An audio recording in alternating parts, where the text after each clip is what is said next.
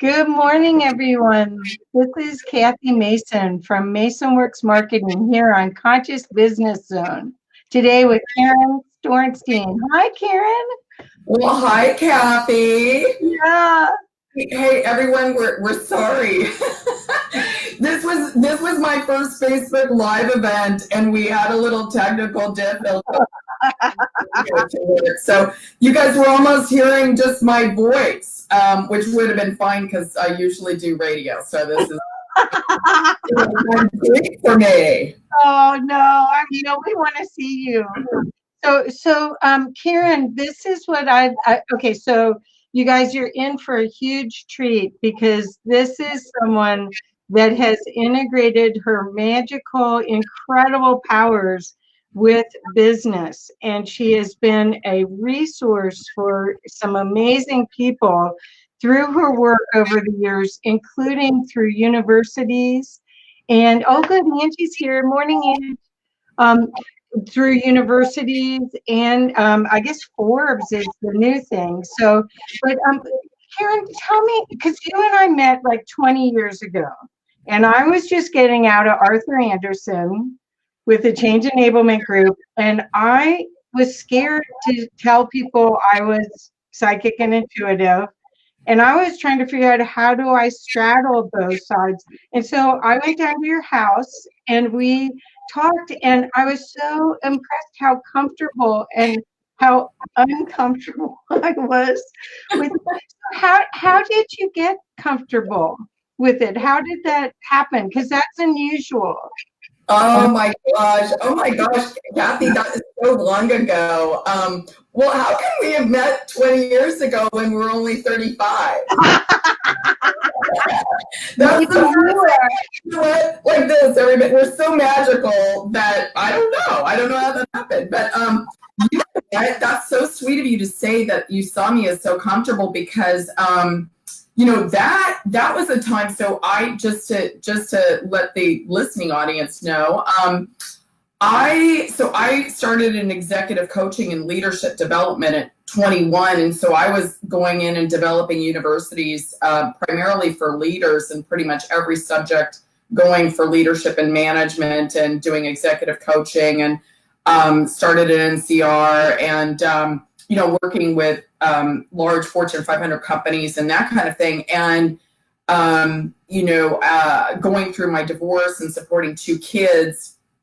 It was pretty scary. And when you met me, actually, I was getting my second master's in psychology, and I had opened my private practice as a psychotherapist, and I was, I was kind of like hidden in terms of doing my psychic medium work, and people would kind of find out about it.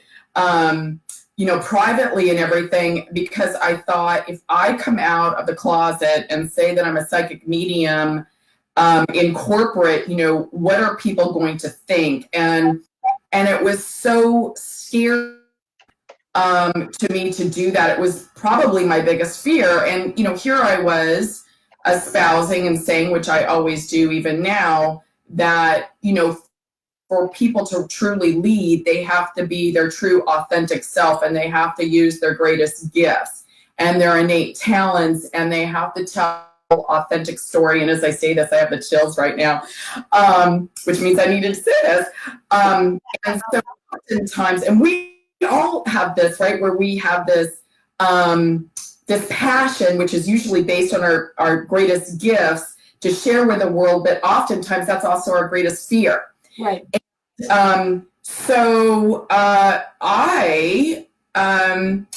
took a while, and I said, for me to come out of the closet, I need to explain the science behind how this all works. And so I started speaking to the Project Management Institute and the Financial Association and many universities, higher education, and that kind of thing. And I, at that time, was talking about quantum physics, how it worked, and blending that with psychology, because at that time, it was so long ago that we weren't even really talking about neuroscience and neuroplasticity back then. So I got a nudge by spirit. And it happened to be, in this case, and I'm sort of a non-denominational, spiritual, transpersonal psychology person, and it was Jesus. And I, in my mind's eye, saw Jesus sort of throwing me into a body of water and giggling and saying, "We have work to do. You've been exonerated from this project." And so I was in Canada, and I was taking, it was a multi-billion-dollar company. I was taking 5 companies and putting into one company in the United States. And I knew that I needed to come out with my intuitive gifts and all that. And of course, I was making a lot of money. And I was really on the fence because I'd committed to the project, but I really wanted off of the project to do my work. And so I got this message that I'd been exonerated. And the next day, the client called and said, "This is probably good news for you, but yes, we've let you go from the project. We taught us how to do this. We will do it on our own." And a week later, I got a call from FM Morning Radio there in Colorado on 92.5 FM, and they heard about my work. And so I was on the morning show, using my gifts as a psychic and blending that with psychology in my private practice and in corporate. Isn't that interesting? It was like, here I am, so I guess I'm out of the closet. Wow, because I remember when I met you, I was really searching how to integrate it because I had been below partner I had run the change enablement group in Denver.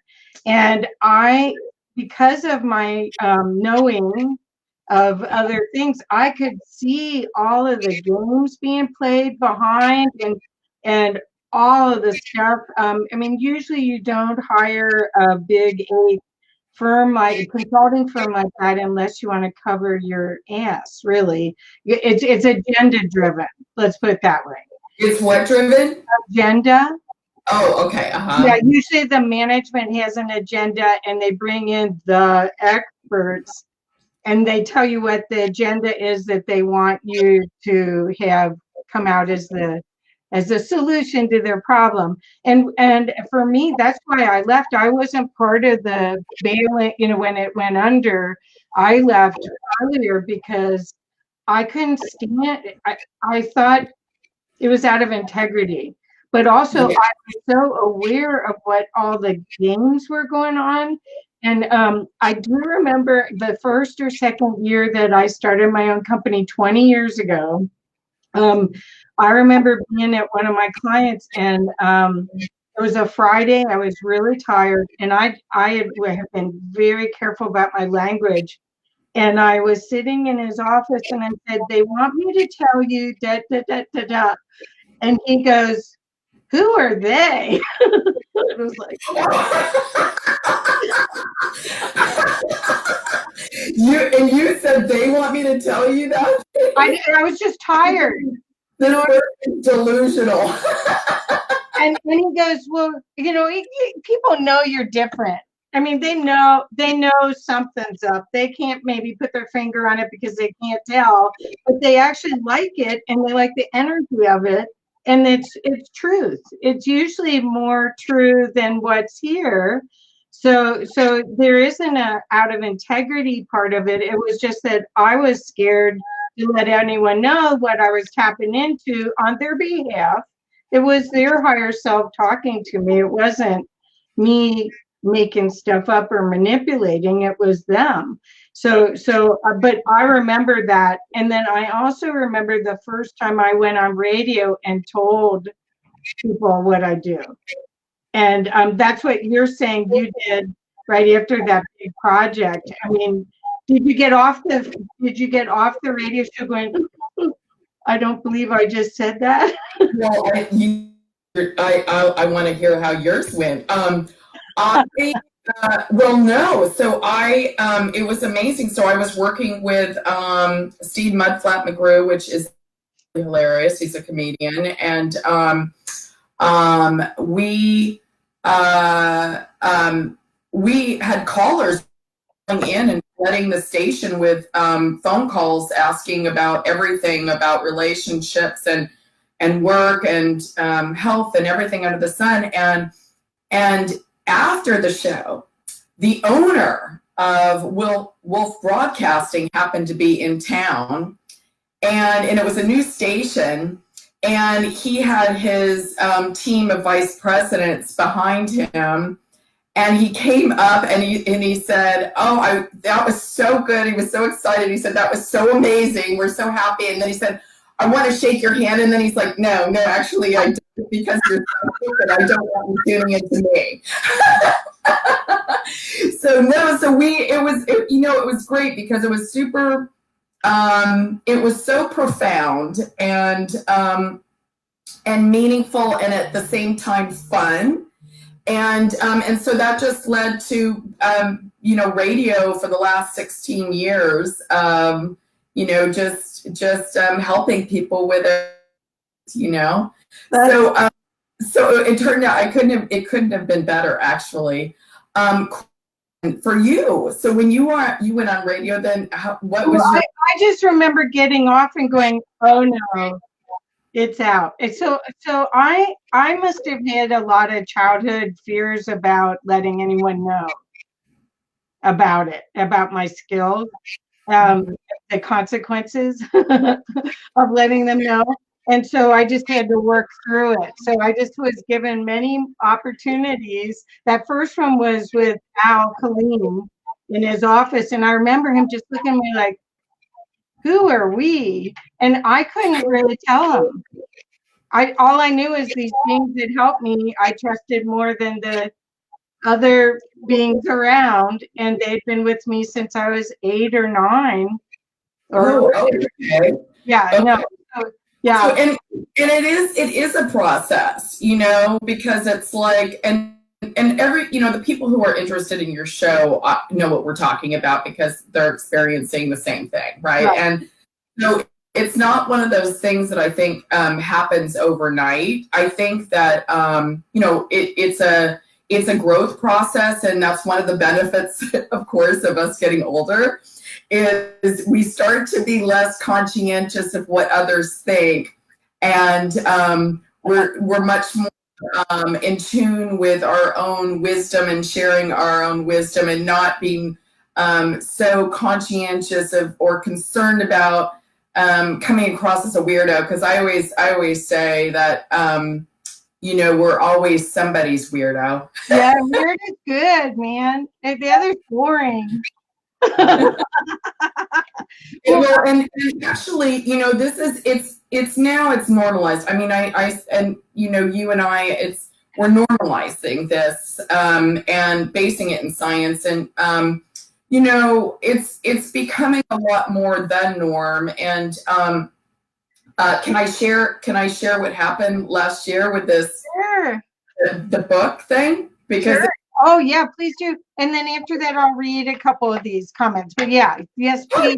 Okay. Because and by the way, in my research, when I started researching this 16 years ago, Harvard did a study, and they interviewed, I think it was like 22,000 executives, and 80% of the executives credited their success to their intuition. So everyone knows what intuition is. It's just that psychic has gotten like a bad rap, but all psychic means is of the soul, and our intuition is our gateway to our soul and divine guidance. And I am so grateful because the organizations like the University of Denver and Regis University, several, Mensa, the Citizens Against Homicide, these organizations understand that there's something that we need to be paying attention to with using our intuition. And actually, it's our highest level of intelligence neurologically, because when you're accessing your intuition, all of the intelligences kick in and line up at the same time. So that's creative, social, emotional, practical, and analytical intelligences. Neurologically, when we're using our intuition, we're using left and right brain. We have an expanded prefrontal cortex. And what happened last year was I got an email from Dr. Jay Leibowitz. And Dr. Jay Leibowitz had been the first chief knowledge officer at NASA and the distinguished chair of Harrisburg University of Science and Technology, and he oversees management and finance. And he found out about my work on intuition, and he said, after we spoke on the phone, he said, would you be willing to write the leading chapter of this book and on intuition? And so I said, and this cracks me up, I said, well, yes, but I would like to write it in the first person. And he said, why? And I said, well, because I'm not just talking about this scientifically, I'm not just talking about this academically, I am talking about my personal experience as an intuitive in business and in counseling. And so I want to share those experiences.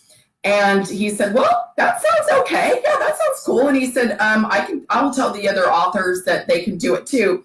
So it wasn't until I got the book at the end of last year and I cracked up that I realized I'm in a textbook. Person in a textbook. And then after he read my chapter and he didn't edit it or anything, he said, it works just great. He said, Karen, are you a clairvoyant? And I said, well, yes, I'm a clairvoyant, clairaudient, clairsentient.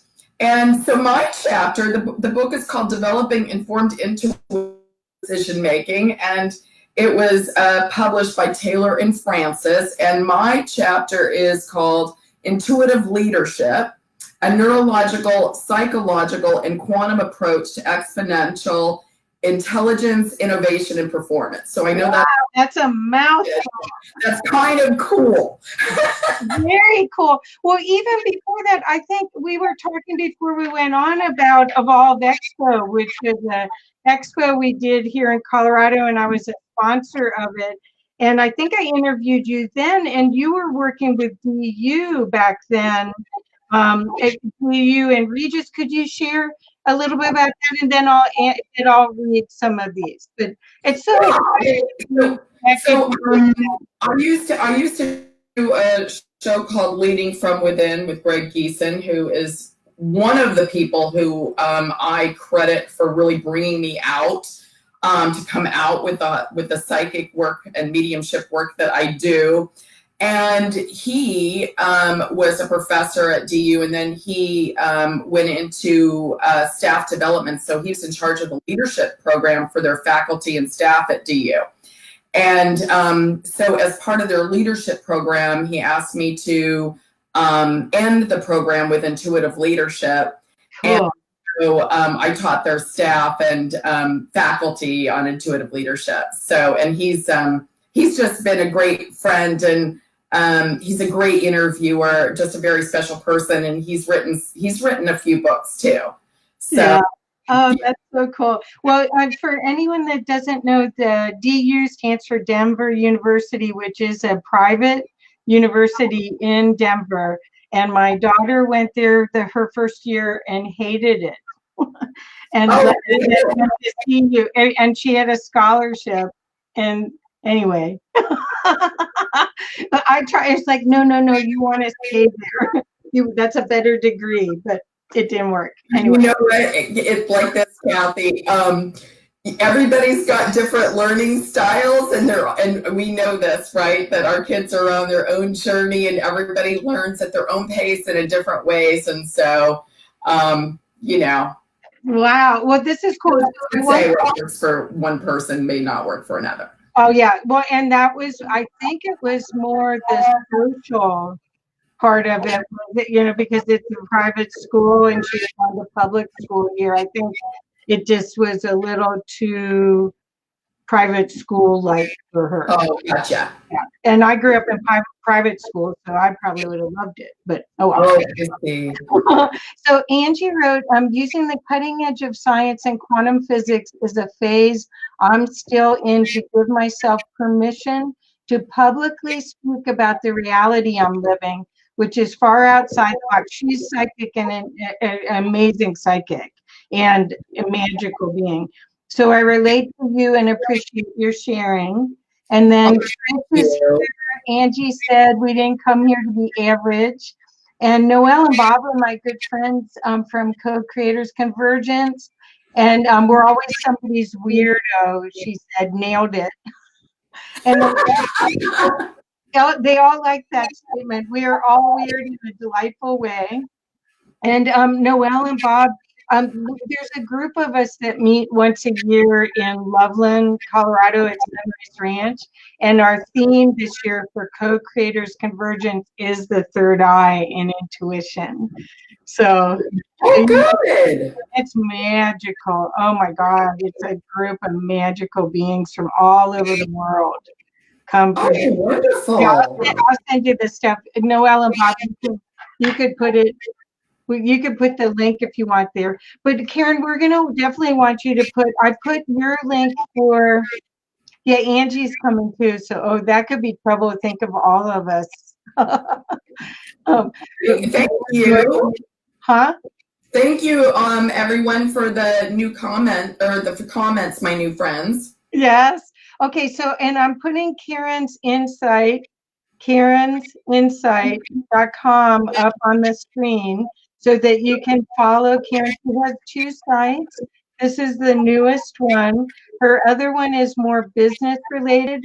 And that is where I'm seeing, you had said more and more people are becoming intuitive. And what I'm seeing with these energies that are coming in, people are becoming more and more empathic. Yes. And so I'm not necessarily seeing them being intuitive. I'm seeing empathic, which is very confusing for people when they're in a crowd or they're anywhere besides by themselves.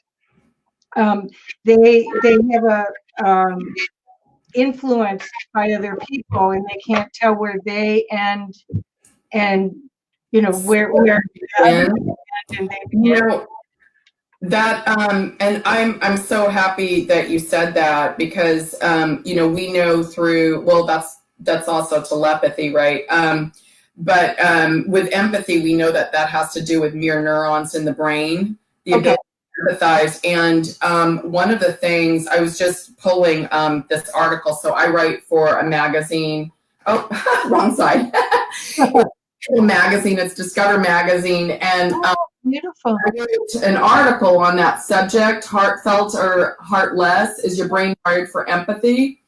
And in organizations, it's so interesting because I remember, and this would happen often, when leaders would say, what does kindness have to do with any of this?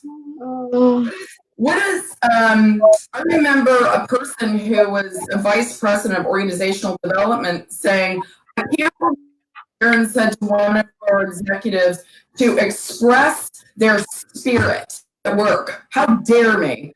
So, so I think that kindness and empathy is our highest level of intelligence. It is our intuition to love. When we love, we know that we're connected. We are always connected to all things. But when I love myself and I love you, then I realize that the boundary between us is really just an illusion, and I can feel into your body and into your spirit, I should say, into your. One of the things that I've been doing is helping people get out of abusive relationships, and that happened in part because the work I do with Citizens Against Homicide. Get out of abusive relationships with people who do not have empathy. They're not wired for empathy. They have narcissistic personality disorder, sociopaths, and understanding that this has to do with wiring in the brain, and that we do not stay in these types of relationships, or that we remove ourselves, or at least protect ourselves, whether we're children or a family member or a significant other, that we understand that some people's brains are not wired like others. And it's accepting that, and also having empathy for those who do not have empathy. But we can all develop our empathy.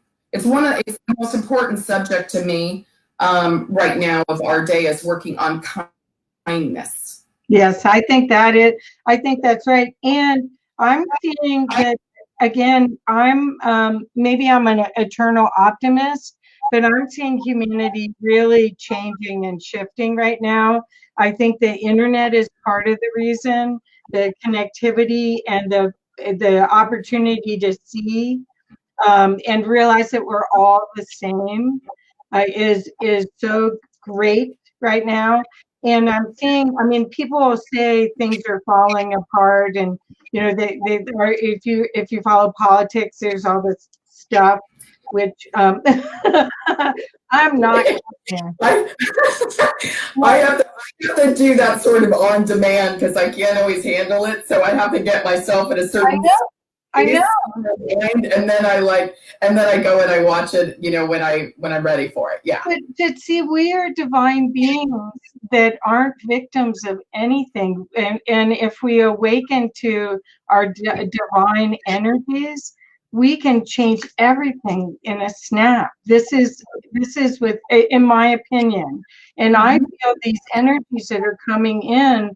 I mean, it's an opportunity to raise your quota. It's releasing all the obstacles you have to loving yourself, which allows you to love others, right? Are you Mm-hmm. seeing that too?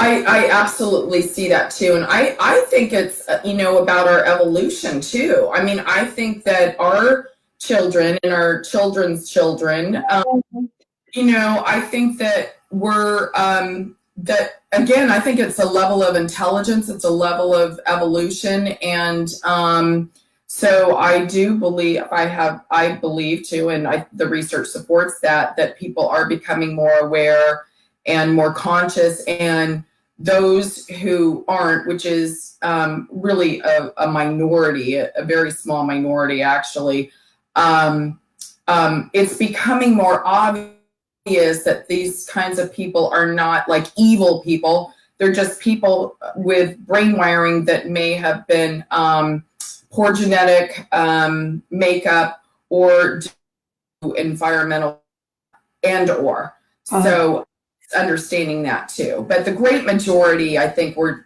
completely evolving. And of course, we're becoming more conscious because, here we are having a show about psychic and intuitive ability. And the title of your show is Conscious Business, right? So we know things are evolving. Right. Well, the thing is, yeah, and there's consciousness and yoga and qigong, all these words that were foreign words in our vocabulary are now common everyday words.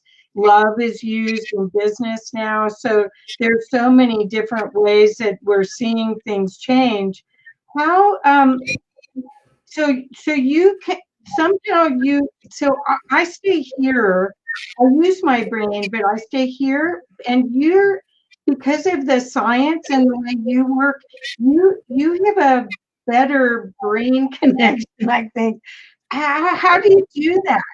How do you, because we have three brains. We have the Dantian, we have the heart, and we have the mind. And so I'm just wondering how you do that. Well, so actually, what the science shows is, Kathy, is that how we all pick up intuitive information initially is through our gut and our heart, and then it's communicated to our prefrontal cortex. Okay. That's why the old adage, like, go to your heart knows, and we call the heart, as you probably know, the second brain. We also call the gut the second brain. And what's interesting, and what a lot of people don't know, is, do you know that our gut actually goes from our esophagus all the way down to our anus?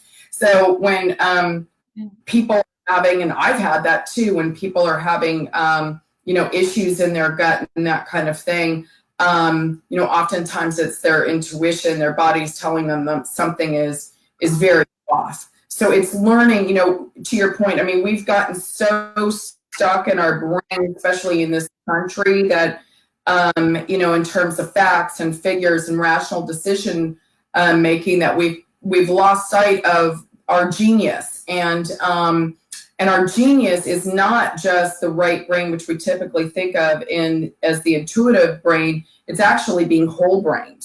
It's being left and right brained. And it's trusting our whole body. It's trusting our instincts, the reptilian brain, the higher brain. It's trusting the whole thing and realizing that, you know, being smart isn't necessarily equated with wisdom. Right. Right? That wisdom about relating to our, about awareness and relating to our soul and our higher level of consciousness. Yes, and so that's one of the reasons that I'm passionate about, you know, this book, because we're talking about not just this, we're talking about to a lot of very left brain people and saying, you know, this intuition is not a woo-woo thing. It's your highest level of intelligence. Right. We all have it, so use it. And I've never heard anybody say, oh, I wish I hadn't used my intuition. That was a dumb intuition. No, see that has never happened. Well, what do you think about the it's almost a fad of Joe Dispenza and that whole epigenetics? I think the science is great, but it seems like that's just the next Wayne Dyer, or it's the next, it's almost a fad. What do you think about that, or do you find that work really helps you? Well, I think it's important that we understand it, because in the field of psychiatry and psychology, once upon a time, many years ago, before I was practicing, certainly, you know, science kind of thought, well, if you're born genetically predisposed to anxiety or depression, for example, that's how you're born, live with it, and, you know, take some great meds and get a great therapist. So I think it's really important that we understand the power of this, because what we now know is that if we're born predisposed to anxiety or depression, we can turn those genes off. And we also know that if we're not predisposed to anxiety, depression, etc., that we can turn those genes on. So I think that it's very helpful to science as well as individuals to say, if I was born, you know, with this wiring, it doesn't necessarily mean I have to live with this wiring forever, and that there's something that I can do to change my wiring.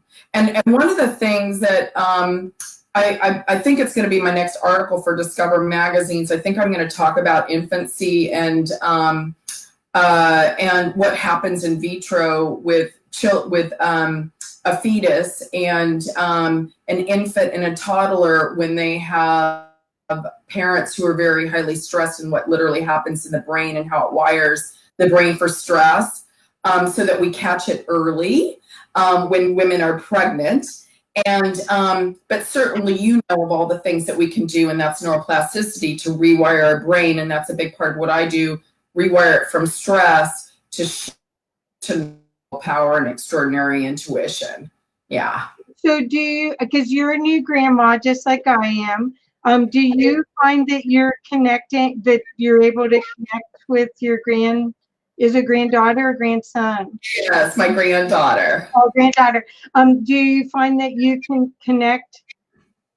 What was interesting is before my daughter would even told anyone she was pregnant, I knew, but she hadn't told anyone. I had a reading from somebody, and I really was going through a breakup that was really terrible. Oh. And the psychic reader kept talking about the baby. And it was like, no, I need help here.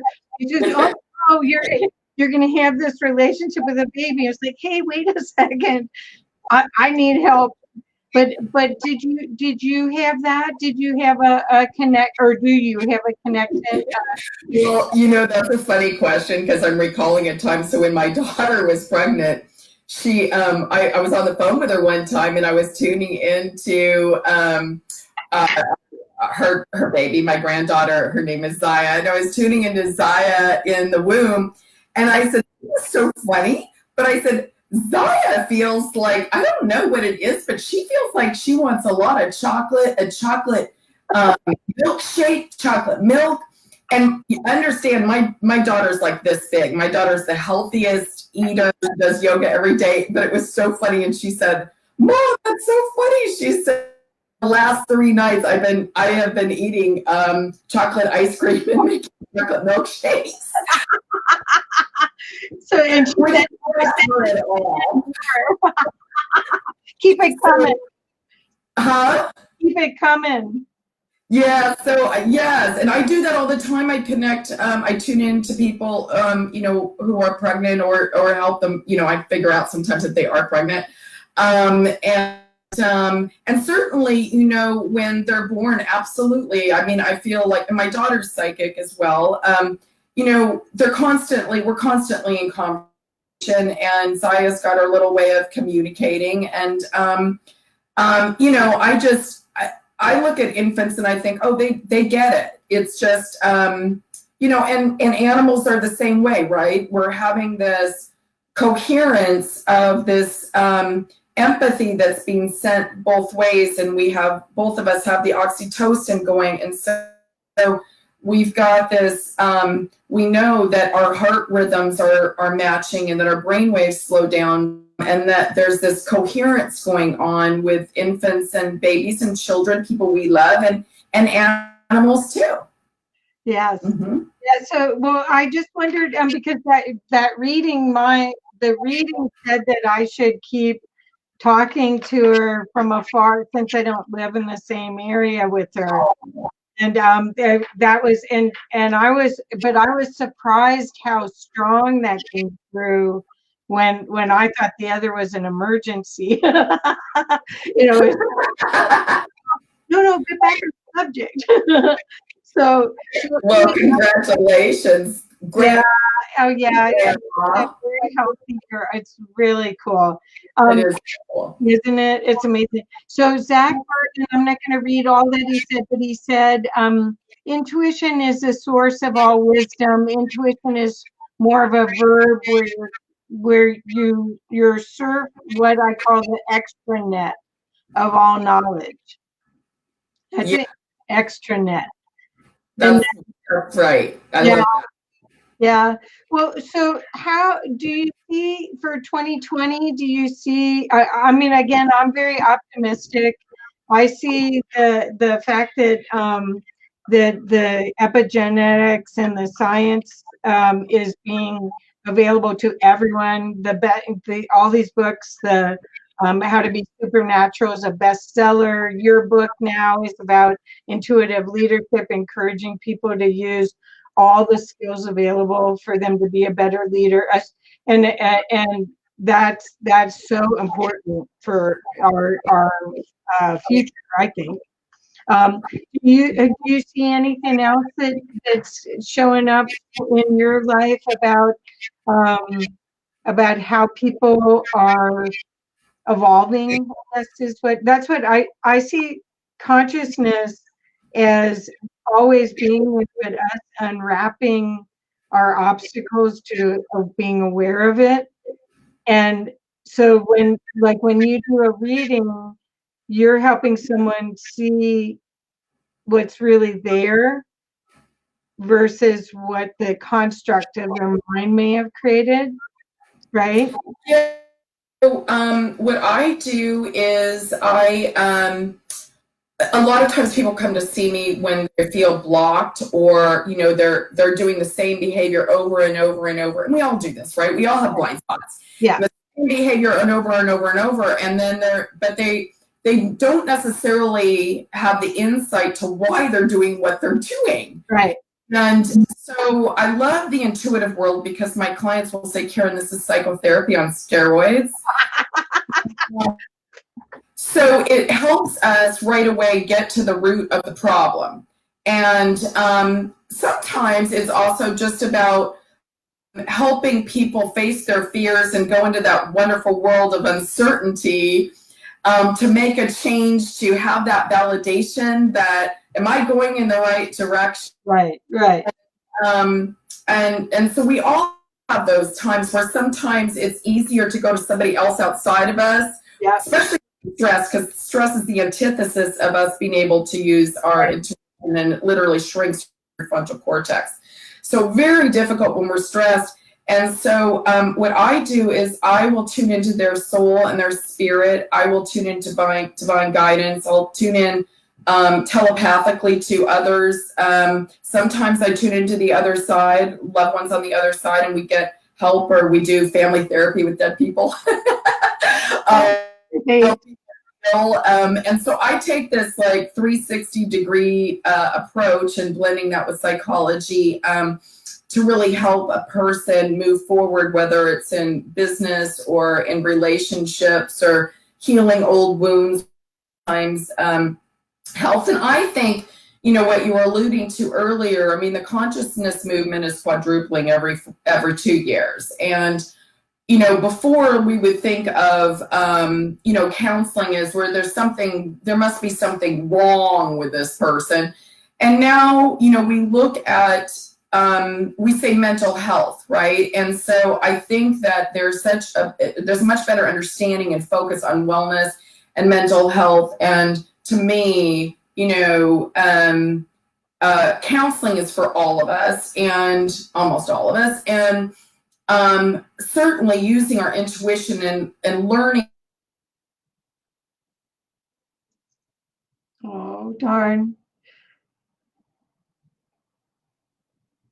My computer is frozen. Is anybody, is she frozen for you? Or is it just me? Darn. We were having internet issues earlier. Well, what I will do is show her website again. This is one of her websites. You were frozen for a minute there. Oh, you're still frozen for me. Darn. Oh, well, everyone, thank you very much for coming. A tragedy is struck. Thanks, Zach.